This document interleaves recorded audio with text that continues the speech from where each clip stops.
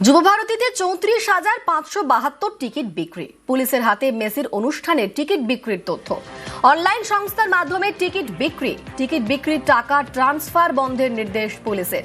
Ticket বিক্রি সংস্থা শতদ্রু বা তার সংস্থার মধ্যে টাকা ট্রান্সফার বন্ধ। দুই অ্যাকাউন্টে টিকিট বিক্রির টাকার লেনদেন নিয়ে খোঁজ খবর। কয়েক হাজার টিকিট দেওয়া হয় অতিথিদেরও।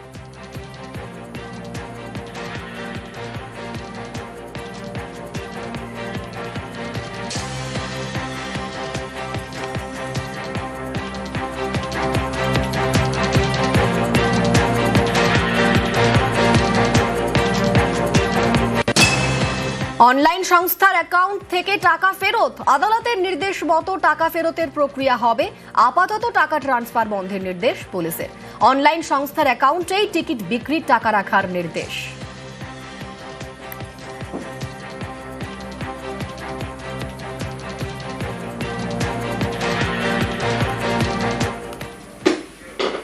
এবার প্রশ্ন হলো, টিকিটের টাকা কি ফেরানো সম্ভব?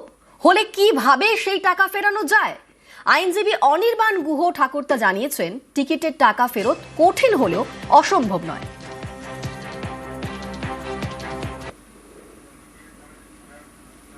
পুলিশ অফিসারের যদি মনে হয়, ইনভেস্টিগেটিং অফিসার কোর্টে প্রেয়ার করতে পারেন যে এই প্রপার্টিগুলোকে অ্যাটাচ করা হোক। যা টিকিট বিক্রি হয়েছে সেটা যদি পুরোটাই অনলাইন হয়ে থাকে তাহলে নিশ্চয়ই তার একটা হিসেব পাওয়া যাবে কার কাছ থেকে কোন টাকা পাওয়া গেছে। যদি প্রপার্টি আদৌ অ্যাটাচ হয়, ওনার অ্যাকাউন্ট যদি অ্যাটাচড হয়, লার্নেড ম্যাজিস্ট্রেট যদি মনে করেন 107 BNSS অনুযায়ী অ্যাটাচ করবেন, তারপরে ডিএমকে দায়িত্ব দেবেন, উনি রেটেবলি ডিস্ট্রিবিউট করবেন। তো এটা খুবই কঠিন একটা কাজ, যেহেতু টিকিট বিক্রি বুঝতেই পারছেন অল্প সংখ্যক টাকা করে, মানে বিন্দু বিন্দু থেকে এখানে সিন্ধু হয়েছে। তো সেটা যদিও কঠিন কিন্তু দুষ্কর নয়, মানে আলটিমেটলি করা যাবে হয়তো। যুবভারতীর বিশৃঙ্খলায় নোটিশ। আয়োজক সংস্থার কয়েকজনকে নোটিশ, তলব ইভেন্ট ম্যানেজমেন্ট সংস্থার কয়েকজনকে। এখনো পর্যন্ত 6 থেকে 7 জনকে নোটিশ বিধাননগর কমিশনারেটের। পুলিশের অনুমতি ছাড়া কিভাবে ভেতরে জলের বোতল বিক্রি? নোটিশ দিয়ে তলব জলের ভেন্ডারকেও।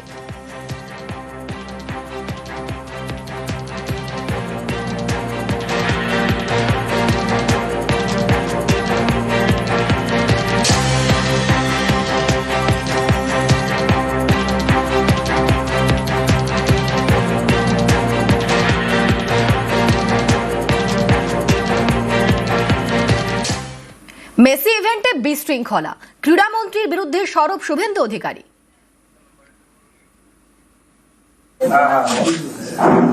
এদের লজ্জা লাগা উচিত, হায়দ্রাবাদের কাছ থেকে অন্যদের কাছ থেকে শেখা।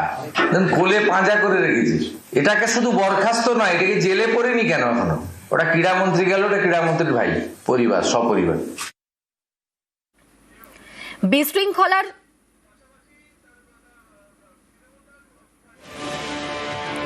আর এরই পাল্টা দিয়েছে তৃণমূল। বিশৃঙ্খলার দায়ে উদ্যোক্তা শতদ্রুর বলে তোপ দেখেছেন কুণাল ঘোষ।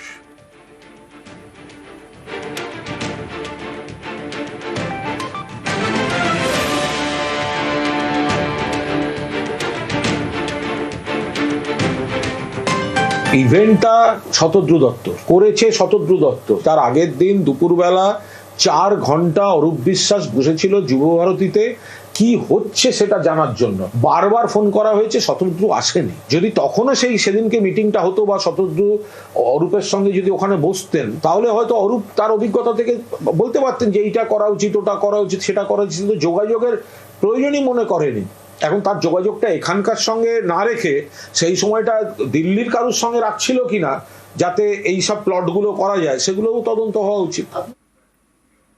যুবভারতীর বিশৃঙ্খলায় ক্রীড়ামন্ত্রীর বিরুদ্ধে সরব বিজেপি। উদ্যোক্তাকে দায়ী করলেন ফেডারেশনের সভাপতি স্বরূপ বিশ্বাস। এমন ইভেন্টে ক্রীড়ামন্ত্রীকে থাকতেই হয় বলে মন্তব্য স্বরূপের। উদ্যোক্তাদের দায়ী করে মন্তব্য অরূপ বিশ্বাসের ভাই স্বরূপ বিশ্বাসের। কালকে যে ঘটনাটি ঘটেছে সেটা কখনোই হওয়া উচিত হয়নি। আমার মনে হয় আরও বেশি সতর্ক হওয়া উচিত ছিল, এবং যিনি এই প্রোগ্রামটা অর্গানাইজ করেছেন তার কাছ থেকে আমার মনে হয় তার একটা ভুল ছিল। তিনি যদি সম্পূর্ণ প্রোগ্রামটা পুলিশের হাতে বা গভর্নমেন্টের হাতে অর্গানাইজ করার জন্য দিতেন তো অনেক বেশি ভালো হতো। অন প্রোটোকল যদি কোনো রাজ্যে যেমন গেছেন, আপনি বাইরের রাজ্যগুলোতে দেখেন সেখানকার মুখ্যমন্ত্রী এবং ক্রীড়ামন্ত্রীকে অবশ্যই থাকতে হয়, না থাকলে আপনারাই সমালোচনা করতেন যে মেসির মতন একজন পার্সোনালিটি আসতে ক্রীড়ামন্ত্রী মঞ্চে নেই কেন বা ক্রীড়ামন্ত্রী সেখানে নেই কেন। তো এখন কেউ বলছেন যে তিনি গার্ড করেছেন, আমি মাঠে ছিলাম না, আমি জানিও না, দেখিও নি, কিন্তু আমার মনে হয় যদি তিনি অর্গানাইজার ছিলেন, তিনি যদি আরো আলোচনা করতেন, আরো বেশি প্ল্যানিং করে করতেন, তাহলে কিন্তু এই সমস্যা মনে হতো না। যুবভারতীতে মেসি ইভেন্টে বিশৃঙ্খলা দুর্ভাগ্যজনক বলে মন্তব্য টলি তারকাদের।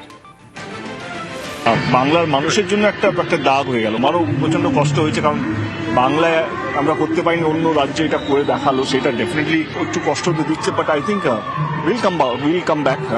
যে ইমেজটা কালকে ডেন্ট হয়েছে সেটা অস্বীকার করা যাবে না।